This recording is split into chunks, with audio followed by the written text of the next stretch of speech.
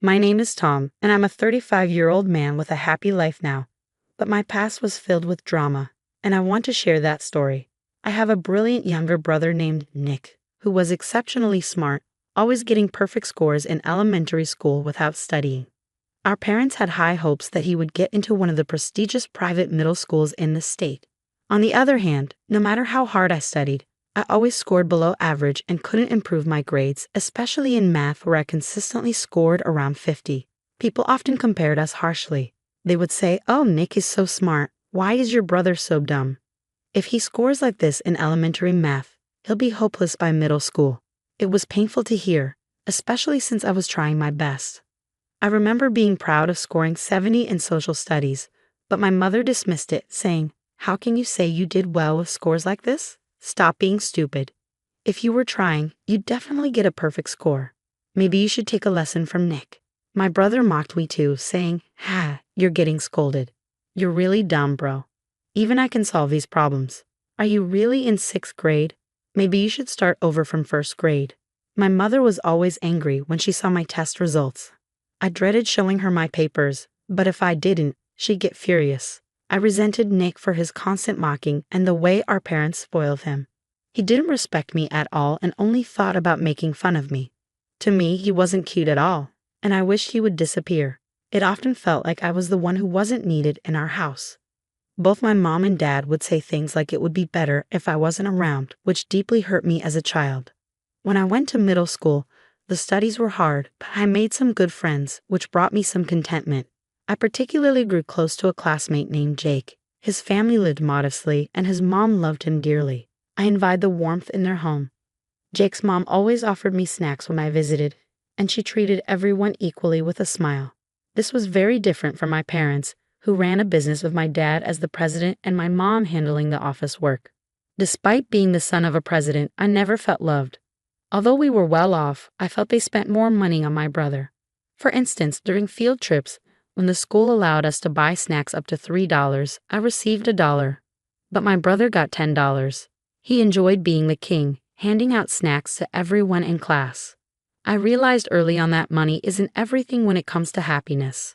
During the summer vacation of my 3rd year in middle school, I wanted to improve my weak subjects, math and science, by attending a summer course at a tutoring center. I asked my mom for help. "Mom, I need a favor. There's a summer course at the tutoring center by the station. They said you don't have to be a regular student to attend. If you take 5 subjects, you get a discount." "What? A summer course? We don't have money for that. Spending money on you is a waste when we could spend it on Nick," she replied. "Please let me go. I'll study hard." "You're going to drop out of school and work, so you don't need to study. Congratulations, now you're free from your weak subjects." "Wait, what do you mean?" "It means you're going to drop out of school and work for our company. Don't you get it? Spending time and money on high school for you is a waste. Instead, you should work hard." "No, I want to go to high school too." "Hey bro, don't be so selfish. You're making mom upset. You're not that smart anyway, so middle school is good enough for you. You're just a failure, so you should work for us," Nick chimed in. "Nick, you," I was furious and slammed the living room door, retreating to my room. Devastated by what mom said and humiliated by my brother, I couldn't even decide my own future. Tears flowed as I felt growing hatred toward my brother and mistrust toward my parents. In the winter of my 3rd year in middle school, while everyone was studying hard for high school entrance exams, I knew it was too late for me. I just stared blankly at the clouds. "Hey, I heard you're going to drop out and work," a classmate said.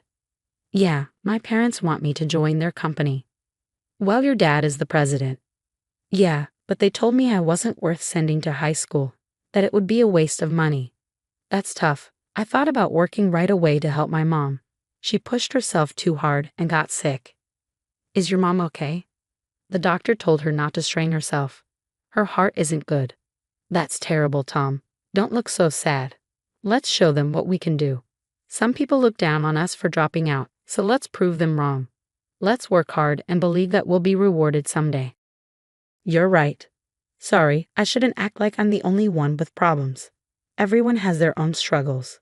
I know it's tough for you too, but don't give up no matter what." "Yeah, I'll keep fighting. You too, Jake. Even though Jake was in a tough situation, he always encouraged me to keep going. He'd encouraged me, and I felt grateful. I had always felt like I was the only one suffering, and it made me a bit ashamed. Determined not to be outdone by Jake, I decided to work harder and stay positive. Maybe someday good things would come my way too. Even though my parents still treated me coldly and spoiled my brother, I decided to ignore it. When I stopped reacting to my brother's annoying comments, he eventually stopped bothering me. He probably thought it was no fun if I didn't respond. In April, I started working at my parents' company as a new middle school graduate. My dad was harsh, treating me like a rag and giving me all the tough tasks.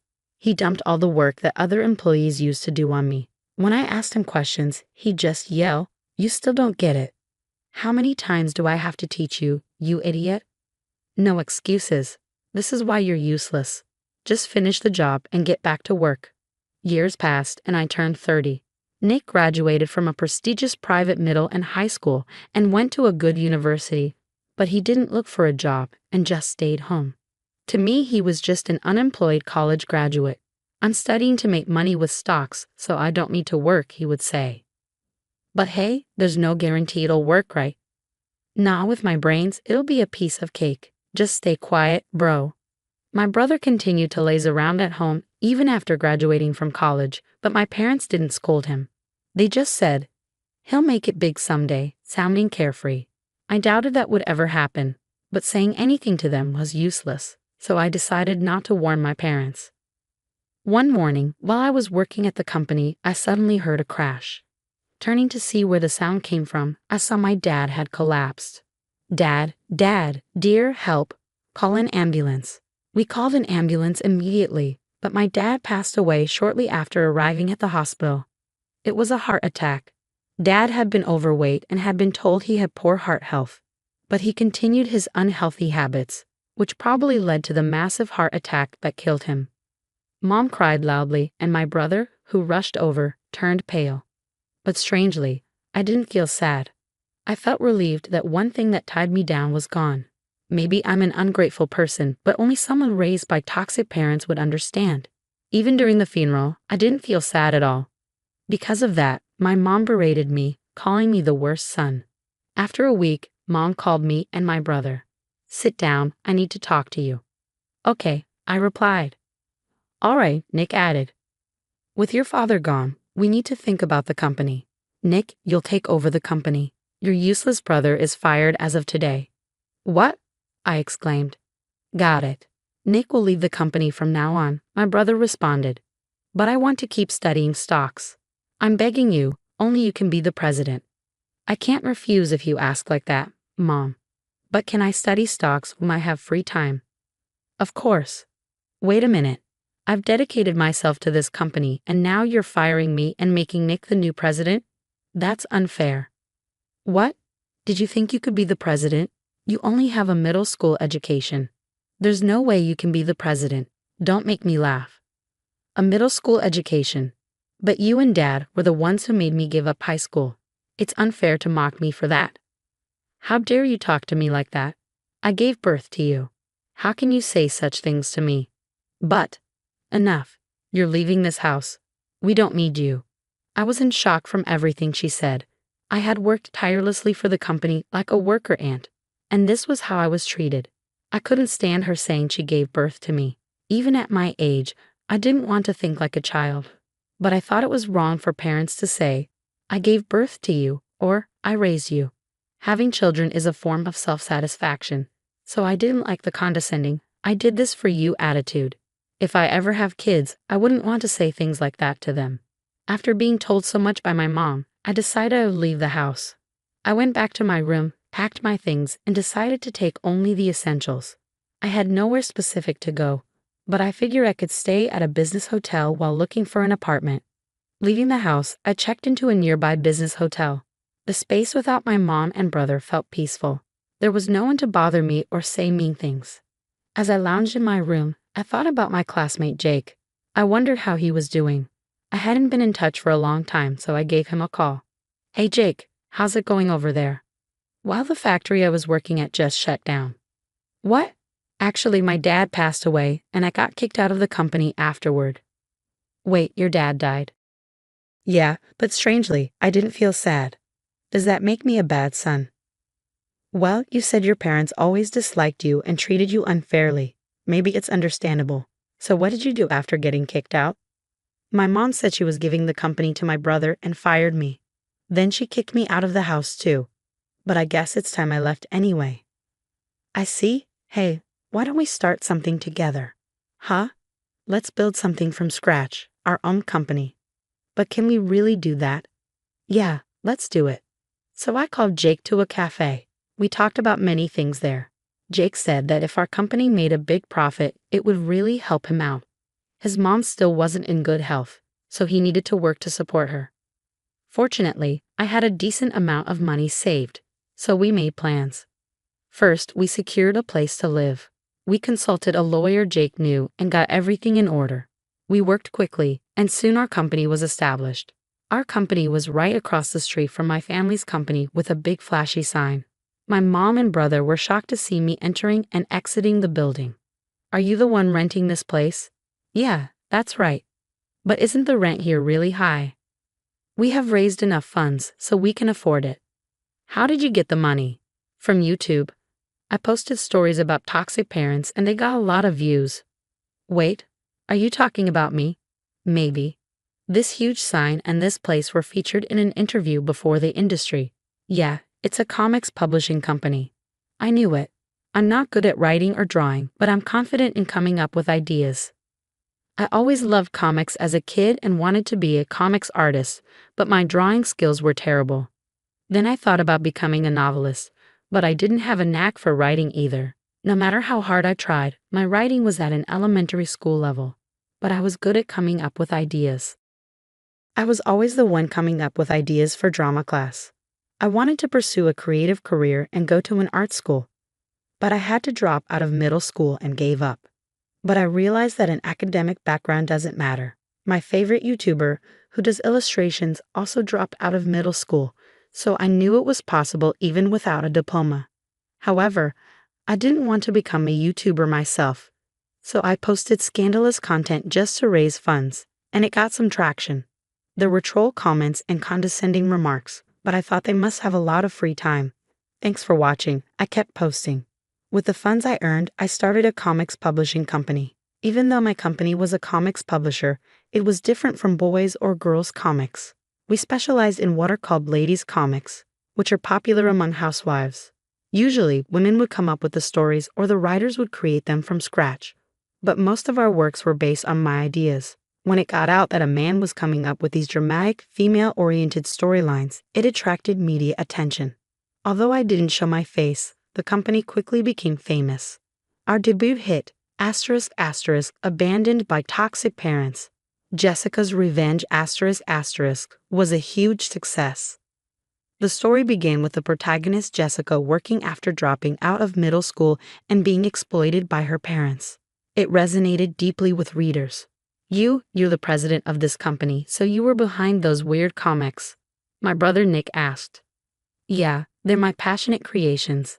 You jerk, you made me the evil sister character. I never said the character was based on you. It's not defamation or slander.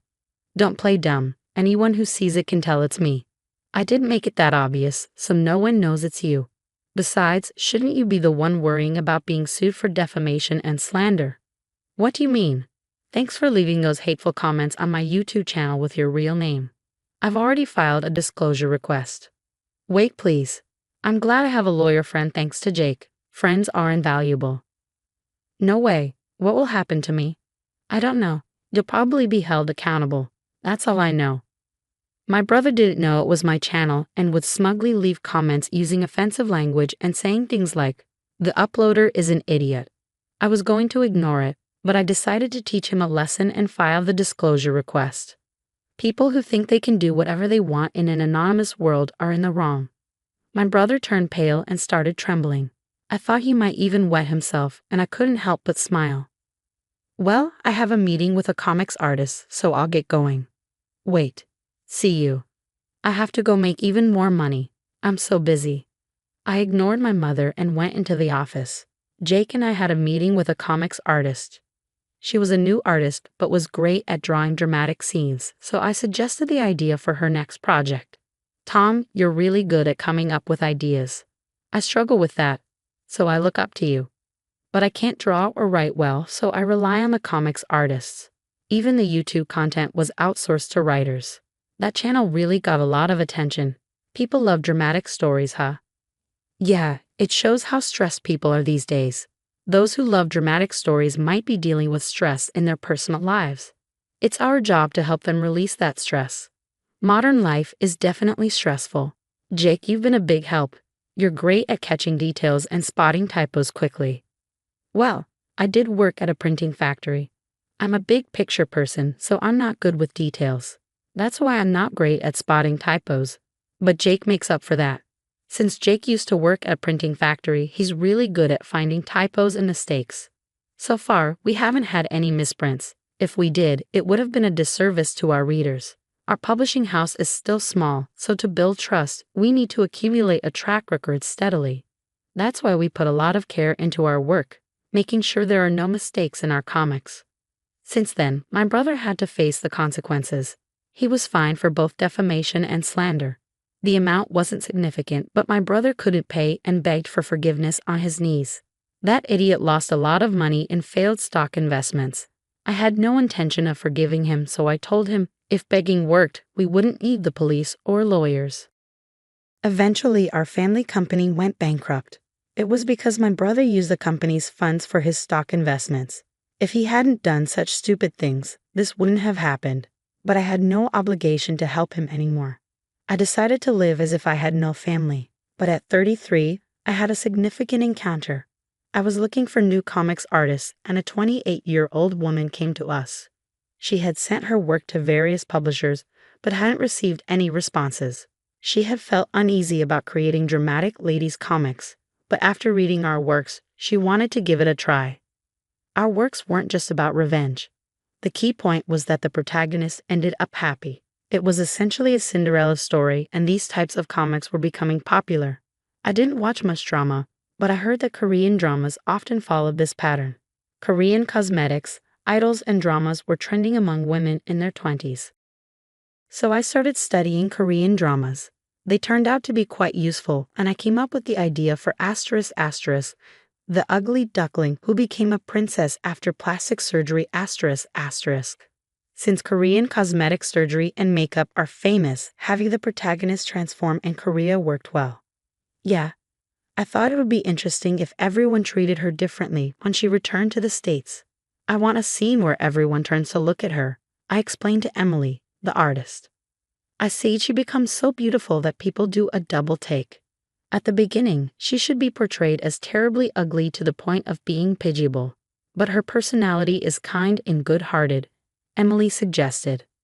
Understood. The bullies should be average-looking, not ugly, but not particularly pretty either. Oh, and the protagonist should also have liposuction, I added. Oh, I know people who went to Korea for liposuction too. Then she could become fabulously fit.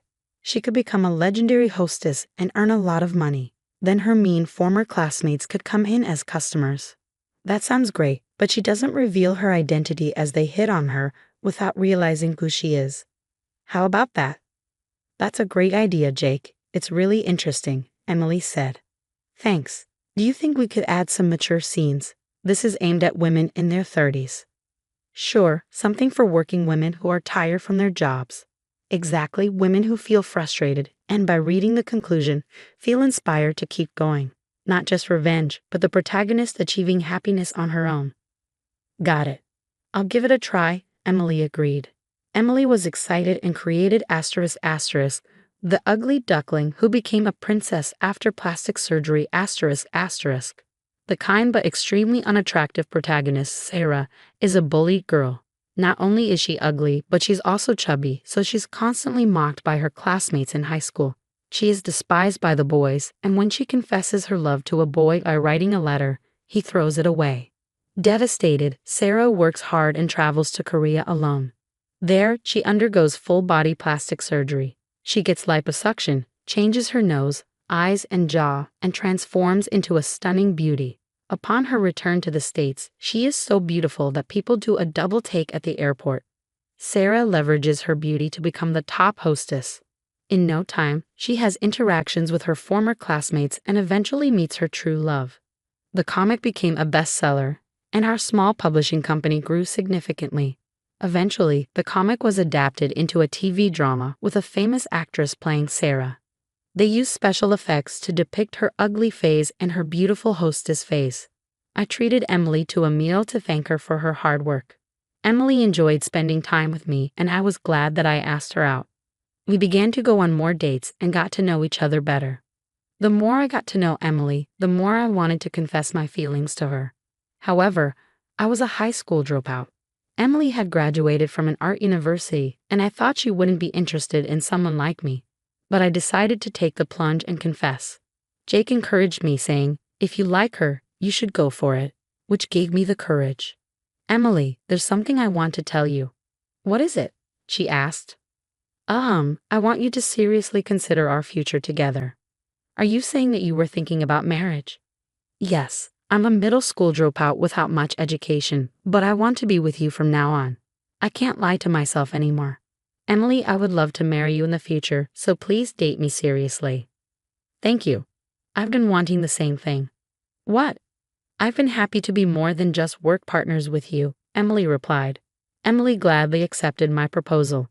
I felt relieved that I had expressed my feelings. Emily didn't mind that I was a middle school dropout and said that everyone has their own path in life. I was thrilled and grateful that Emily was my girlfriend. Then we had our wedding. I was 34 at the time. My parents and brother didn't come to the wedding, but Jake, my business partner and good friend, celebrated with us, and so did our employees. Most importantly, I was happy to be accepted by Emily's parents. Even after marrying me, Emily continued to work hard as a comics artist. Though she struggled with coming up with ideas, her artwork was excellent. She drew captivating images, and I thought she had immense talent. Many works were created with my story ideas and Emily's drawings. Jake also managed other artists and nurtured many of them. Our company grew steadily and became well known in the ladies' comics market. Just before my 35th birthday, Emily seemed unwell. I thought it might have been something she ate. But then she said, "Actually, I've been told I'm expecting." "What? We're having a baby. You're going to be a father." "Me? A father?" "Yes, you're going to be a dad." "I'm so happy. That's amazing," I said, overwhelmed with emotion. I lifted Emily up and put my ear to her stomach. I couldn't hear anything yet, but I imagined the baby growing and moving inside her. I was excited to meet our child and looked forward to it every day. When I was 35, Emily went into labor. Emily gave her all and delivered a healthy baby boy. I couldn't believe such a beautiful little being existed, and I held him with tears streaming down my face. From now on, my life wasn't just my own anymore. I had to live my best for my wife, Emily, and our son. No matter what hardships came our way, I knew I could endure them for their sake. This was my determination as a man and my pride as a father. Even though I grew up with toxic parents, I worried whether I could truly show love to my child. But I think I'm doing okay. Taking care of a child is definitely challenging, but watching him grow each day fills me with love. I never understood why my parents treated my brother and me so differently. Sure, my brother was smarter and more charming, and they probably found him more likable. But even if we have another child, I know I could never abandon one over the other, even if one seemed less capable. I'll use my parents as an example of what not to do and strive to be the best parent I can be. Since we both work, Emily and I plan to support each other in raising our child. Jake also found a girlfriend, and they're planning to get married soon. I hope for a world where those who endure hardships are eventually rewarded.